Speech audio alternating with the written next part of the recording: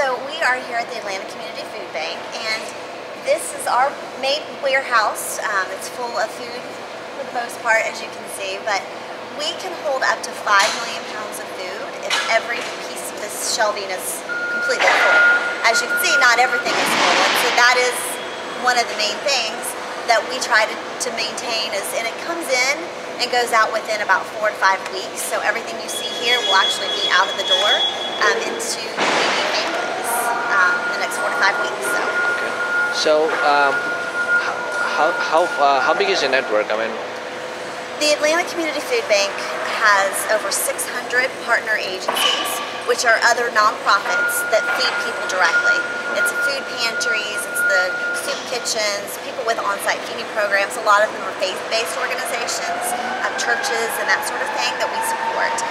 We cover 29 counties in Metro Atlanta and North Georgia, and we are one of 7 food banks in the state of Georgia. Awesome. So, if I'm an average individual in your community, how can I help the food bank? I mean, you probably have like big corporations helping you guys out. We do. You know, we get donations and food in from lots of different places. Food banking is much more complex than a lot of people realize.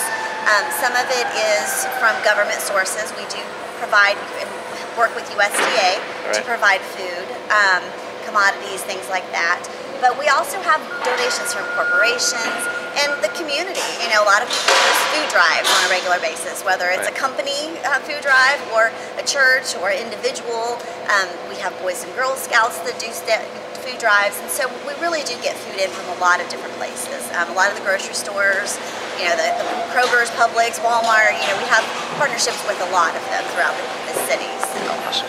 So I was thinking, organic foods versus non-perishable foods, you know, what do you guys prefer? And I mean, obviously non-perishable foods, but why not like move on to organic foods? Well, I would say yes, non-perishable is and shelf stable is what we tend to get from a lot of people, but we have actually grown our fresh produce actually to be one of the main distribution items to our partner agencies. I can't say everything is organic necessarily, but it's definitely fruits and vegetables, fresh products that people can't get. Produce, you know, can be more expensive, and so we work with farmers throughout the state and other places to make sure that we get in those highly nutritious items. That's cool. So we are we actually curing the symptom, or are we trying to root out the problem of hunger itself? You know, that's a really good question, and a lot of people do ask that. We kind of talk about, you know, working our way out of a job. You know, a lot of food banks, we would prefer not to have to do this, obviously. So what we do is and other organizations do the same thing. We try to find ways to support the food part of it so that people can work on the other pieces. We do have a Kids in Need program that gives free school supplies to teachers who are working with students that are accessing the free and reduced lunch program. So that's one way. Parents don't have to pay for their kids, you know, pens and pencils and notepads and that kind of thing if they're struggling with just paying for their food. The other thing, you know, we do work with our partner agencies to help get clients access to the resources that are available, such as SNAP or food stamps, signing up for the WIC program, things that are available to everybody, and that they should be able to use to just add that support where they need it.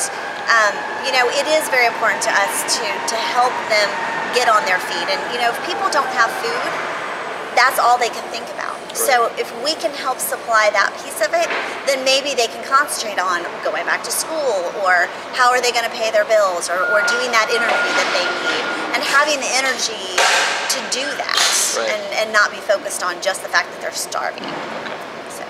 So if I'm a high net worth individual or a person of power in your community, what is your message to them? Or you know, I don't know. That's a hard one. I would just say, you know, we need your help and honesty. I mean, just the support that we get. We're now distributing, I think this year we will hit over 60 million pounds of food that we've distributed through our partner agencies just for the year. Okay. That's a lot of food that's going out the door. Right. So we need to continue having the resources to do that, whether it's donations of food Right. or donations of money. I mean, financial donations, we can take $1 and turn that into like $9.36 back into the community, which is equal to about 4 meals per person. Right. So, we're serving over 80,000 people per week through our partner agencies. There are still so many people who need help. We do have jobs. Jobs are back, Right. but they're not paying the way they were before. Right. And the other thing is just to kind of keep in mind that we're not trying to support long-term Right. poverty or issues. Some people do have medical issues that make it more challenging for them Right. to make ends meet. But we are trying to support people so they can get back on their feet and take care of themselves. And more of I call it sort of an emergency or that in-between stage for people. And it could happen to anybody. One medical issue, you Right. get cancer, or you have an accident and you can't work, or you have these, and then you also have the medical bills. So there's lots of reasons why people are struggling. Right. It's not because they just don't want to work and they want to live off the government, Yeah. as a lot of people think. Yeah. And so I would just say, try to put yourself in the place of these people. Right. And just realize that it could be you, it could be your neighbor, anybody could be struggling and need some support. So, God forbid it happens, but in case there is a national famine or something like that, are we prepared for such an event?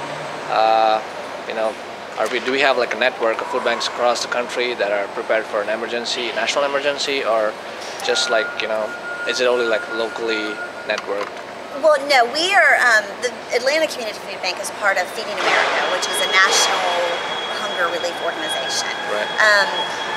We partner with them, we work with other food banks, we work with the food banks in the state. When there's a situation that we need to kind of come together and support, we do that. But we can't do it without the community's help. So it really, it has to be from all areas, if you will, to be able to meet that kind of a demand. We always say there's plenty of food for everybody, and I think that that's the key here is that there is food out there. Right. We just need to make sure that it's getting to the people who are struggling or who really need it. Right. We have so much food waste that there are ways for us to be supporting people. I don't think and I hope that we never are in the situation like Africa can be, or some of the other countries, third world countries that do have those issues. Right.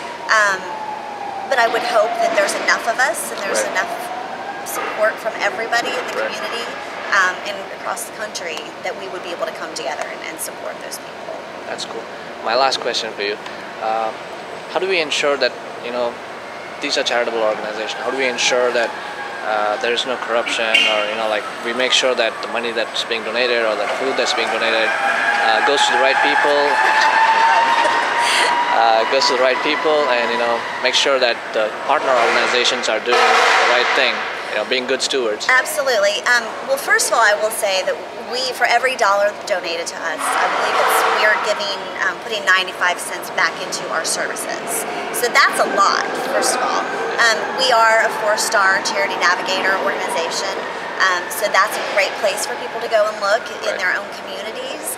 If you're concerned or interested in kind of where an organization falls, go to Charity Navigator and do a search, and you'll see where they fall and kind of where their money is going and how they spend their money.